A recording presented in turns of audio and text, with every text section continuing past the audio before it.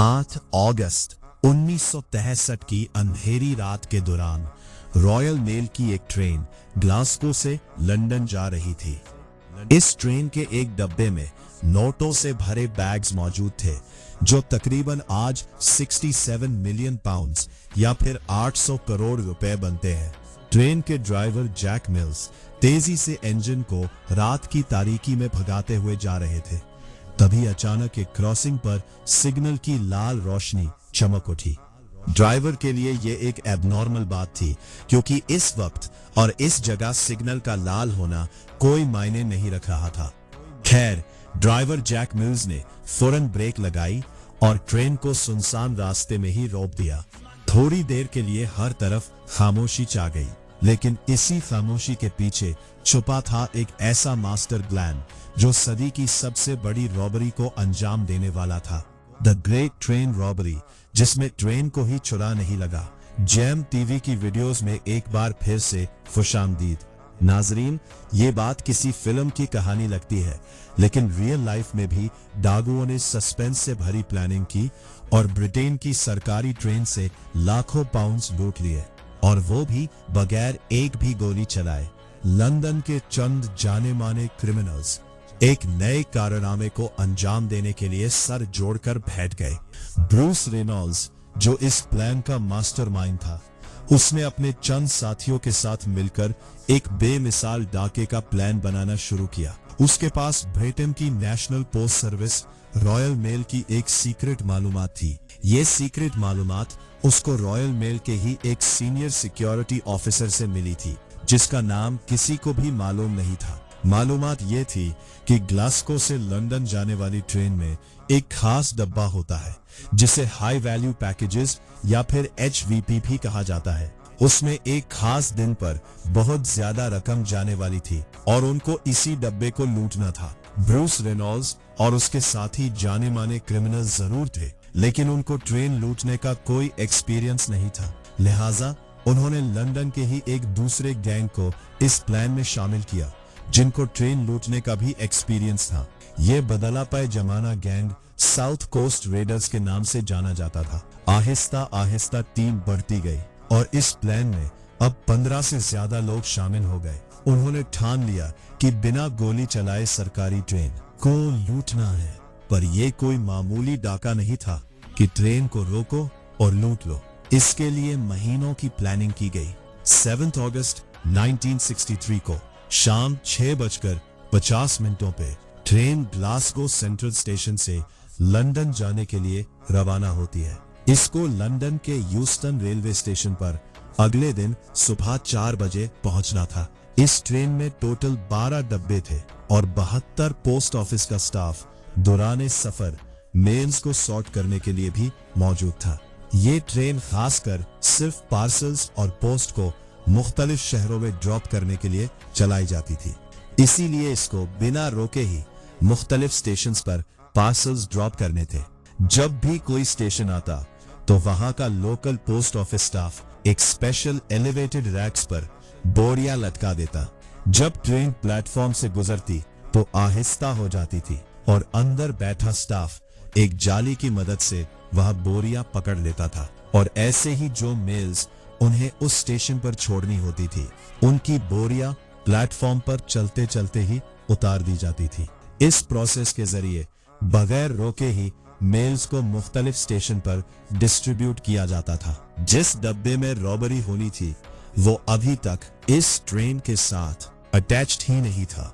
वो डब्बा नैन valley railway station पर सेफली पार्क था। इस डब्बे को HVP यानी हाई वैल्यू पैकेजेस कहा जाता था, क्योंकि इसमें ज्यादातर बड़ी मिकदार में कैश मौजूद होता, जो लोग उस वक्त दूसरे शहरों में मनी ऑर्डर करते थे।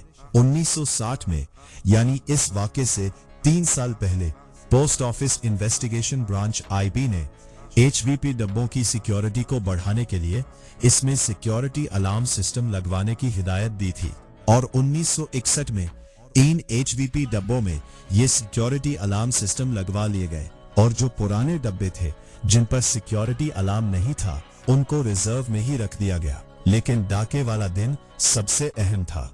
उस दिन सिक्योरिटी अलार्म वाले HVP डब्बे आउट ऑफ सर्विस थे, लिहाजा एक रिजर्व डब्बा M30204M को इस्तेमाल किया जाना था, जिसमें कोई सिक्योरिटी सिस्टम ही नहीं था। ये एक बहुत बड़ी टिप थी जो डाकुओं को रॉयल मेल के इनसाइडर से मिली थी। जब ग्लासगो से निकली ट्रेन नैन वैली रेलवे स्टेशन पहुंची तो रेलवे स्टाफ ने HVP डब्बे को इंजन के बाद दूसरे नंबर पर कनेक्ट कर दिया। ये डाकुओं को मिलने वाली पहली टिप थी। दूसरी टिप इससे भी ज्यादा इंपॉर्टेंट थी। नॉर्मली HVP डब्बों में 3 लाख पाउंड्स के करीब पैसे होते थे, लेकिन क्योंकि पिछला हफ्ता बैंक हॉलिडे वीकेंड था, इसीलिए डाके वाले दिन इसमें 3 लाख पाउंड्स के करीब कैश मौजूद था। और ये थी टिप नंबर 2, यानी जो इत्तेफाक आज के दिन हुआ वो शायद सालों में एक बार होता होगा। 12 गुना ज्यादा पैसे भी जा रहे हैं और इत्तेफाक से सिक्योरिटी अलार्म वाला HVP डब्बा भी खराब था। पर डाकों के लिए ये कोई इत्तेफाक नहीं था, वो लोग इसी दिन के लिए कई महीनों से प्लानिंग कर रहे थे। खैर, ट्रेन HVP डब्बे समेत नैन वैली स्टेशन से रवाना हो गई। रात का वक्त हो चुका था और ट्रेन के ड्राइवर 58 साला जैक मिल्स तेजी से अपनी मंजिल की तरफ ट्रेन को लेके जा रही थे। वहां डाकू का टोला भी रेलवे ट्रैक के पास झाड़ियों में घात लगाए बैठा था। उनकी प्लानिंग बिल्कुल परफेक्ट थी। 8 अगस्त 1963 रात 3 बजे के करीब डाकुओं के एक ग्रुप मेंबर ने सीयर्स क्रॉसिंग के सिग्नल के साथ छेड़छाड़ शुरू कर दी। उसने ग्रीन लाइट को छुपाने के लिए उसके सामने एक ग्लव यानी दस्ताना फंसा दिया और रेड लाइट को चलाने के लिए एक बैटरी का इस्तेमाल किया और फिर सारे छुपकर ट्रेन का इंतजार करने लगे। ट्रेन जब सीयर्स क्रॉसिंग के पास पहुंची तो ड्राइवर यहां पर रेड लाइट देखकर काफी हैरान हुआ, क्योंकि नॉर्मली इस क्रॉसिंग पर ट्रेन को रोका नहीं जाता, खासकर रॉयल मेल की ट्रेन को। खैर, जैक मिल्स ने ब्रेक लगाई और ठीक से सिग्नल पर ही ट्रेन को रोक दिया। अचानक हर तरफ एक खामोशी सी छा गई। इतने में असिस्टेंट ड्राइवर, जिसको सेकंड मैन भी कहा जाता है, वो ट्रेन से नीचे उतरे ताकि लाइन साइड पर लगे टेलीफोन की मदद से सिग्नल मैन से राब्ता किया जा सके। जब उन्होंने सिग्नल पर लगे टेलीफोन को उठाया तो मालूम पड़ा कि उसकी लाइन ही कटी हुई है, जो कि डाकुओं के प्लान का ही हिस्सा था। अभी सेकंड मैन वापस पलटकर इंजन की तरफ जाने ही वाला था। ये झाड़ियों से डाकू निकले और उन्होंने उसको काबू कर लिया। कुछ डाकू इंजन की दोनों साइडों से ऊपर चढ़ गए और ड्राइवर को काबू करने की भी कोशिश की। जब जैक मिल्स ने मज़ाहमत की तो एक डाकू ने लोहे की रॉड उनके सर पर मारी और वो ड्राइविंग सीट पे ही बेहोश हो गए। डाकू पूरी प्लानिंग के साथ आए थे।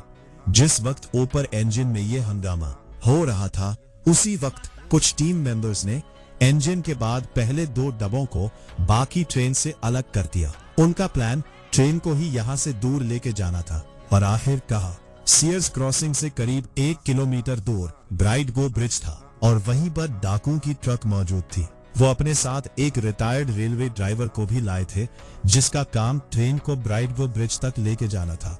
यहाँ तक जो कुछ हुआ वो ठीक प्लान के मुताबिक था, पर अब डाकुओं को पहली मुसीबत का सामना करना पड़ा। वो अपने साथ जो ड्राइवर लाए थे, वो इस नए इंजन के कंट्रोल्स देखकर ही घबरा गया, क्योंकि उसने कभी ये इंजन ऑपरेट ही नहीं किया था। मजबूरन डाकू ने जैक मिल्स को होश में लाने की कोशिश की और उसे मजबूर किया कि वो ट्रेन को 1 किलोमीटर दूर लेके चले। अब इंजन और 2 डब्बे दोबारा से चलने लगे और 1 किलोमीटर दूर ब्राइडगो ब्रिज पर जाकर उसे रुकवा दिया गया। इस दौरान ट्रेन के बाकी डब्बे जो पीछे रह गए थे, उनमें मौजूद स्टाफ को मालूम ही नहीं था कि ट्रेन क्यों रुकी है।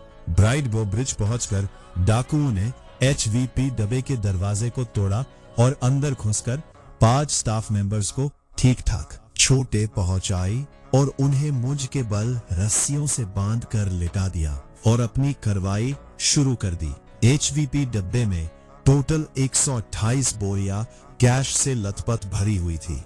ये 1 पाउंड, 5 पाउंड और 10 शिलिंग के नोट थे। इनका टोटल वजन करीब 2.2 टन के बराबर था। ट्रेन ब्रिज पर थी और नीचे रोड पर एक ट्रक खड़ी थी। डाकुओं के प्लान के हिसाब से उनके पास सिर्फ 15 मिनट का वक्त था, लिहाजा उन्होंने ह्यूमन चेन बनाई और एक एक करके 128 में से 120 बोरियां ट्रक में लोड कर दी।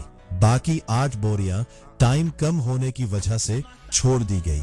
उनका प्लान बिल्कुल परफेक्टली काम कर चुका था, लेकिन आखिर में सिर्फ एक गलती हुई जो आगे चलकर उन्हें पकड़वाने में सबसे मुफीद साबित हुई। जाते जाते एक डाकू ने HVP डब्बे में बंधे हुए स्टाफ को कहा कि 30 मिनट तक यहाँ से उठने की कोशिश भी मत करना, वरना जान चली जाएगी। डाकुओं के पास एक ऑस्टिन लोड स्टार ट्रक थी जिस पर सारा कैश लोड किया गया और 2 लैंड रोवर्स भी थी जिन पर उन्होंने गवाहों को गुमराह करने के लिए एक ही नंबर लगा रखा था, BMG 7578। वारदात के बाद वो सारे वहां से फरार हो गए। करीब 45 मिनट की ड्राइव के बाद रात के 4-3:30 बजे वो अपने हाइड आउट में पहुंच गए, जो वारदात की जगह से करीब 45 किलोमीटर दूर ओखली नामी गांव से करीब था। इस दौरान वो VHF रेडियो पर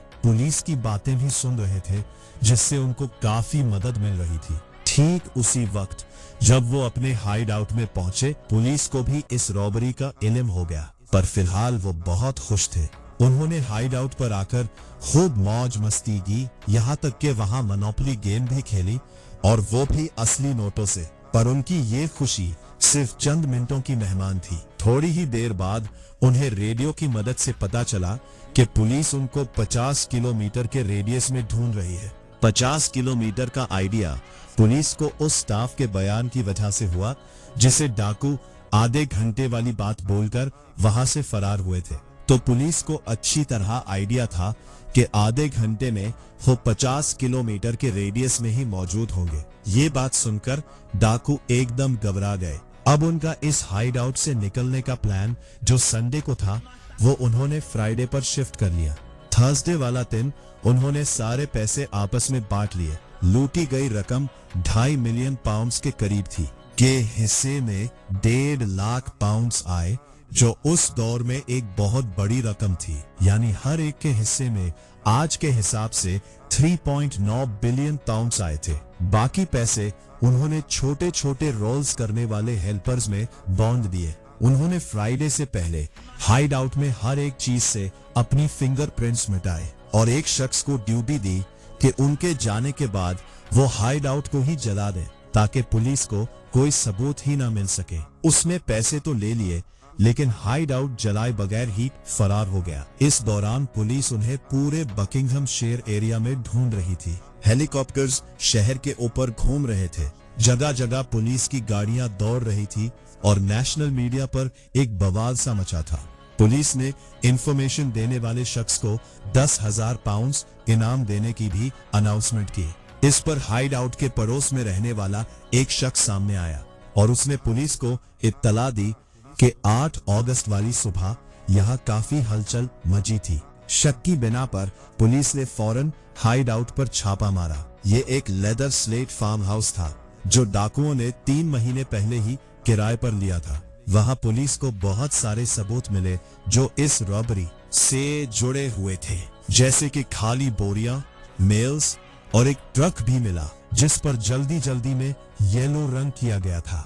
डाकू यहां से अपनी फिंगरप्रिंट्स मिटाकर गए थे, लेकिन उस मोनोपोली पर कुछ फिंगरप्रिंट्स मौजूद थी जिसको उन्होंने असली पैसों के साथ खेला था। ये फिंगरप्रिंट्स इस केस में एक बड़ा ब्रेक थ्रू साबित हुई, क्योंकि उन सब का पहले से कोई ना कोई क्रिमिनल रिकॉर्ड मौजूद था। तभी वो फिंगरप्रिंट्स पुलिस और स्कॉटलैंड यार्ड के रिकॉर्ड से मैच कर गए और असल मुजरिमों कुछ ही दिनों में पुलिस ने 16 में से 14 लोगों को अरेस्ट कर लिया। सिर्फ 2 लोग ही पुलिस से बच पाए, जिसमें एक रिप्लेसमेंट ट्रेन ड्राइवर था जिसका असल नाम किसी को भी पता नहीं था, और दूसरा रॉयल मेल का वो सीनियर सिक्योरिटी था जिसकी मुखबरी पर यह सारा प्लान बनाया गया था। आज तक उस ऑफिसर का किसी को भी इल्म नहीं है, क्योंकि ना उसने कभी अपना असल चेहरा दिखाया और ना ही अपना नाम बताया था। कोर्ट ने इस रॉबरी को सदी की सबसे बड़ी रॉबरी करार देकर इस गैंग के तकरीबन सभी लोगों को